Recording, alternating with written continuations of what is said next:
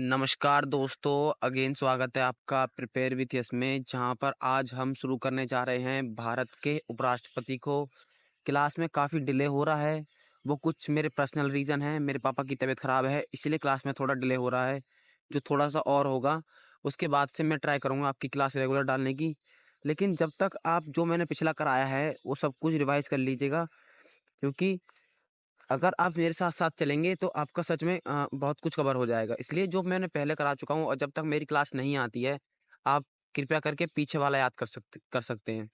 आज हम पढ़ने वाले हैं भारत के उपराष्ट्रपति को, इससे पहले कि हम पढ़ चुके हैं राष्ट्रपति को।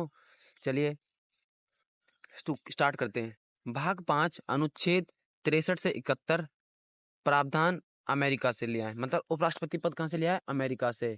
और ये किससे कितने से कितने आर्टिकल में आता है? 63 से लेकर 71 तक। कौन से भाग में है? भाग 5 में है। भारत का उपराष्ट्रपति राज्यसभा का पदेन अध्यक्ष होता है। अनुच्छेद 64 और 89 के अंतर्गत बताया गया है। देखिए, जैसे कि मैं प्रीवियस वीडियो में पहले ही क्लियर कर चुका हूं कि भारत का उपराष्ट्रपति राज्यसभा का पदेन अध्यक्ष होता है। क्या होता है? पदेन अध्यक्ष, जिसे सभापति भी कहते हैं। क्या कहते हैं? सभापति। आई होप ये पॉइंट आपको क्लियर हो गया होगा, क्योंकि मैं आपको ये बहुत पहले से ही बताते हुए आ रहा हूँ कि उपराष्ट्रपति राज्यसभा का सभापति होता है। चलिए नेक्स्ट। उपराष्ट्रपति उपराष्ट्रपति राज्यसभा का सदस्य नहीं होता, अतः इसको मतदान का अधिकार नहीं, किंतु सभापति के रूप में निर्णायक मत देने का अधिकार प्राप्त होता है। देखिए, मैं आपको इस पॉइंट को क्लियरली एकदम इजी एग्जांपल से क्लियर करता हूँ।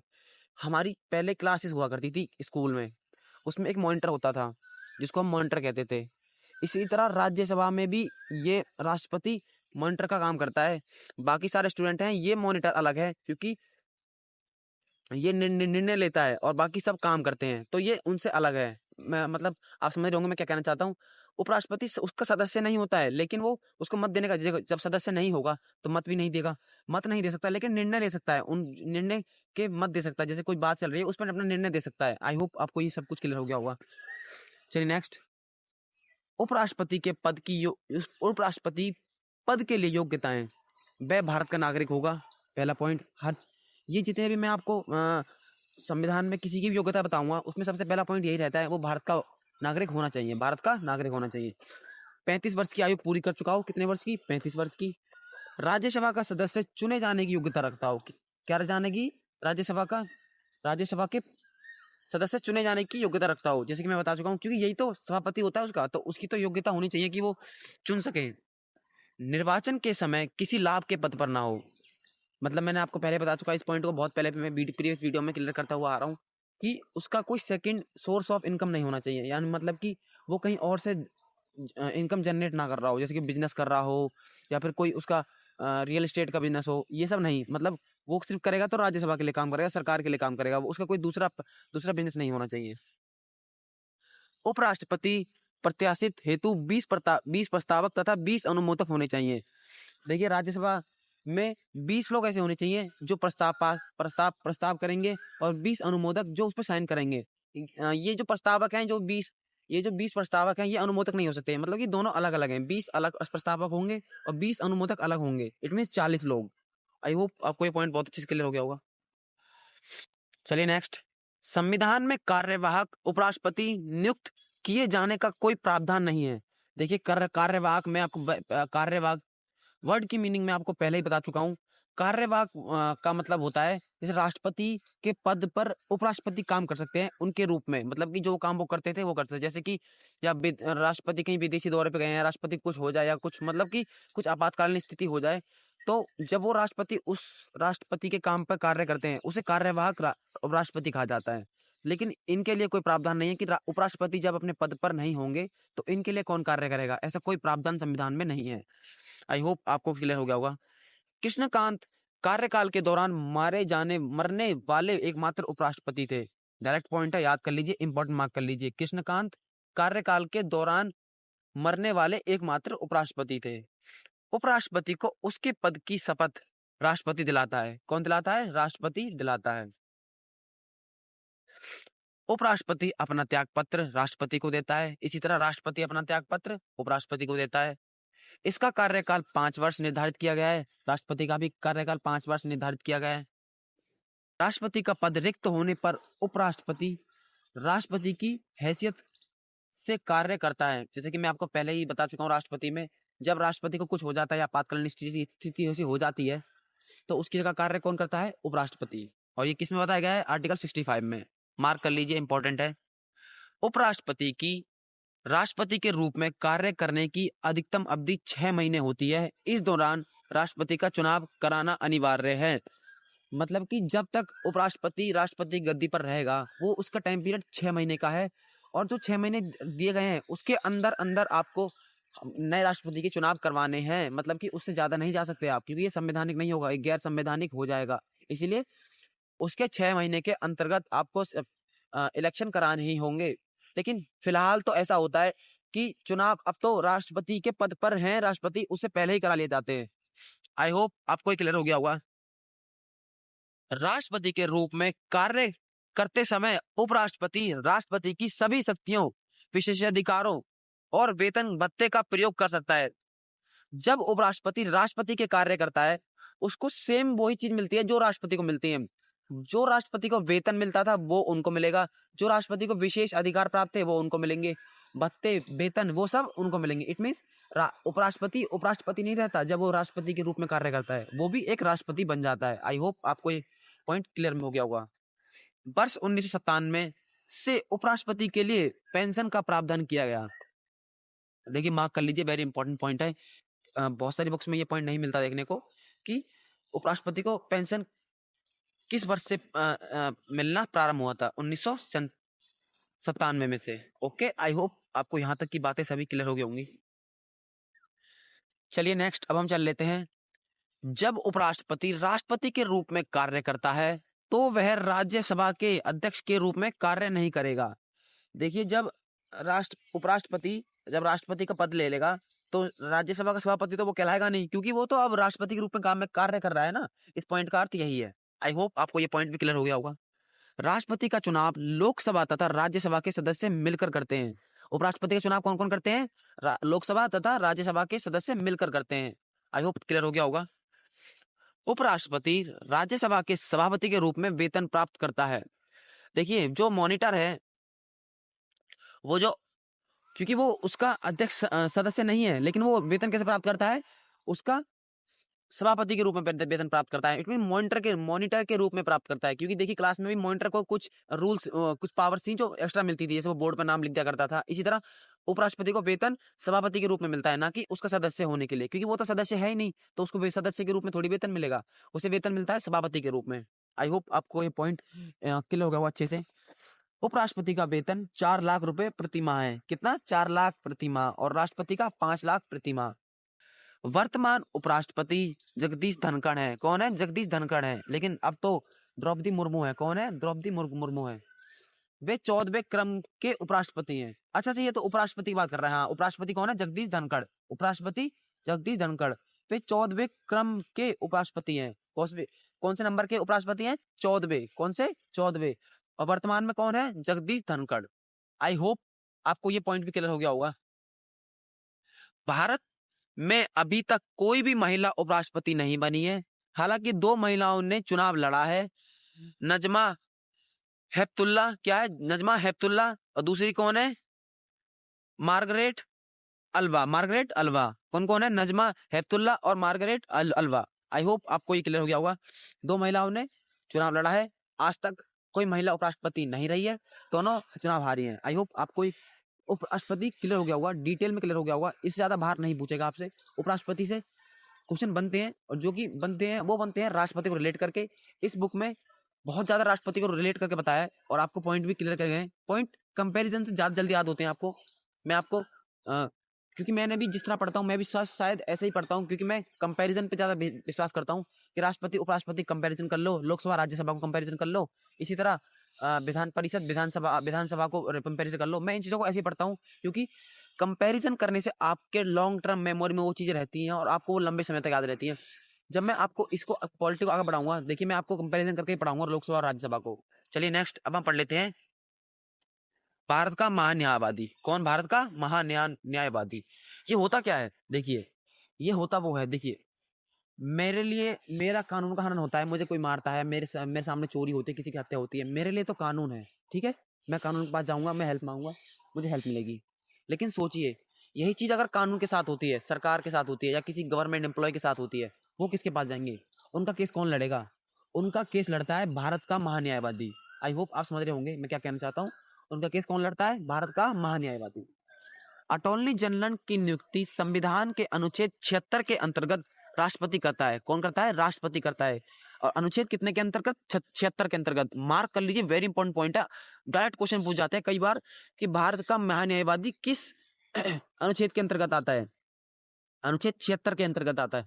देखिए, अगर मेरी स्पीड थोड़ी ज़्यादा है तो आपको 1.5 स्पीड करने की ज़रूरत नहीं है, क्योंकि मैं थोड़ा तेज लेके ही चलता हूँ, क्योंकि हमें टाइम वेस्ट नहीं करना है। क्योंकि मैंने देखा है कई कई लोग इसी टॉपिक को घंटों घंटों की वीडियो, 2 घंटों की वीडियो में, क्योंकि वो बीच में बातें करते हैं। मैं जनरली ज़्यादा नहीं करता हूँ, क्योंकि मुझे पता है आपको सिर्फ कंटेंट से मतलब है और मुझे सिर्फ पढ़ाने से मतलब है। चलिए नेक्स्ट। अटॉर्नी जनरल राष्ट्रपति के प्रसाद पर्यंत तक पर धारण करता है। अनुच्छेद 76 क्रॉस 4 में बताया गया है। इसका मतलब क्या है? जब तक राष्ट्रपति चाहेंगे जब तक ही वो पद पर रहेगा। जब राष्ट्रपति का मन हुआ उसे हटाने का तो राष्ट्रपति हटा देंगे। अटॉर्नी जनरल राष्ट्रपति के प्रसाद पर्यंत तक पद धारण करता है, मतलब कि राष्ट्रपति की मर्जी के तब तक पद पर रहता है। आई होप आपको क्लियर हो गया होगा। महान्यायवादी को संसद सदस्यों की तरह सभी अनुमुक्तियों तथा विशेषाधिकार प्राप्त होते हैं। जो विशेष अधिकार संसद के दोनों सदन के जो लोग हैं, लोकसभा और राज्यसभा के सदस्यों को प्राप्त होते हैं, वो सारे पावर महान्यायवादी को भी प्राप्त होती है। आई होप आपको ये क्लियर हो गया होगा। अटॉर्नी जनरल बनने के लिए वही यानी योग्यताएं होनी चाहिए जो उच्चतम न्यायालय तथा न्यायाधीश बनने के लिए होती हैं। कौन कौन सी किसकी चाहिए? जो उच्चतम न्यायालय तथा न्यायाधीश बनने की होनी चाहिए। मैं आपको आगे ये चीज क्लियर करूंगा।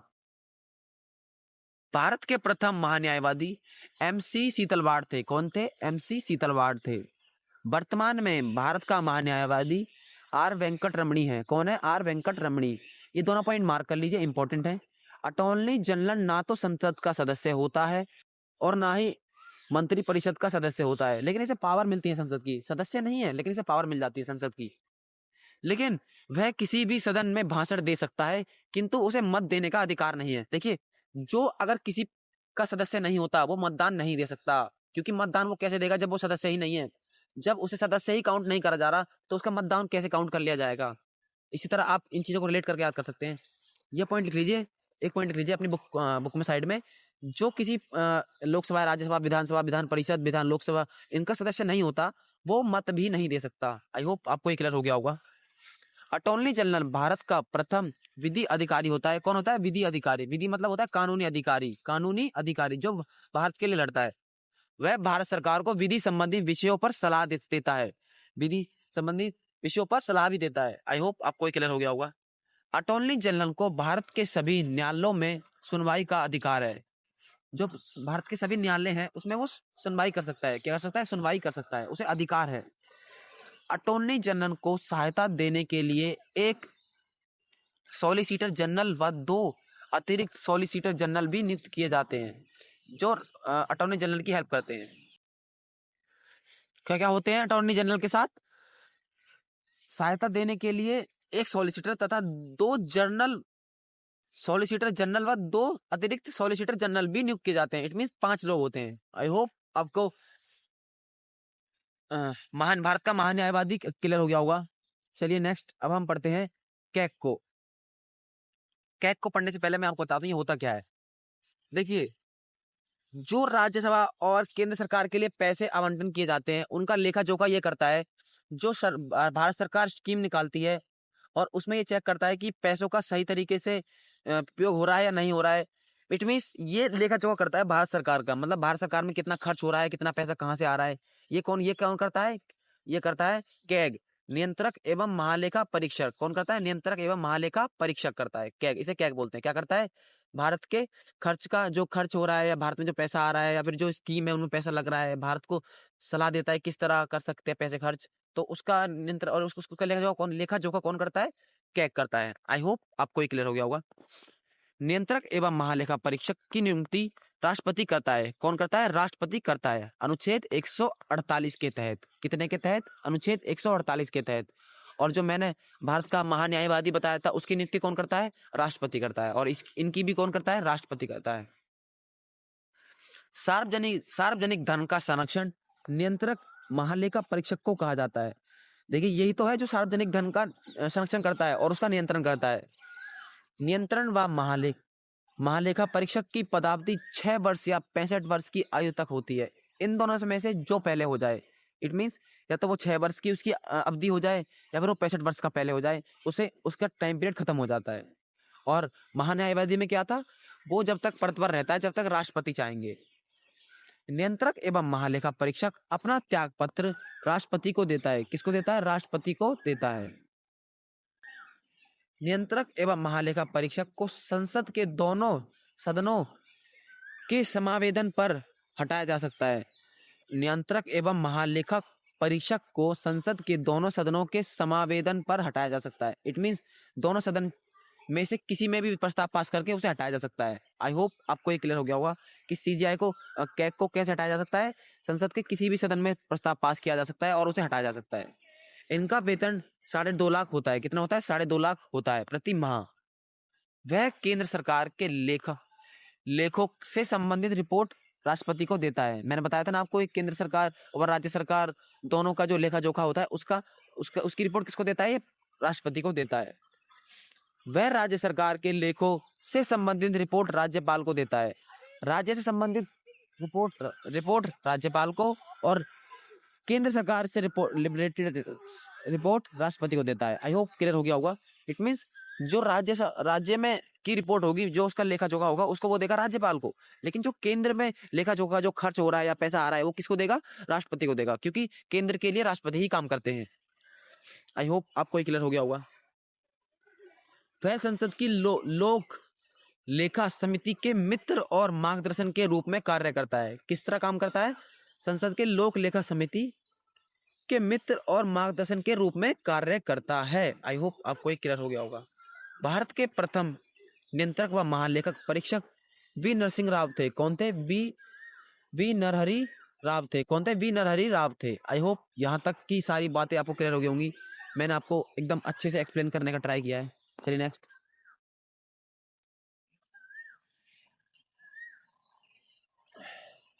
वर्तमान में भारत के नियंत्रक व महालेखा परीक्षक श्री के संजय मूर्ति हैं। कौन है? श्री के संजय मूर्ति हैं।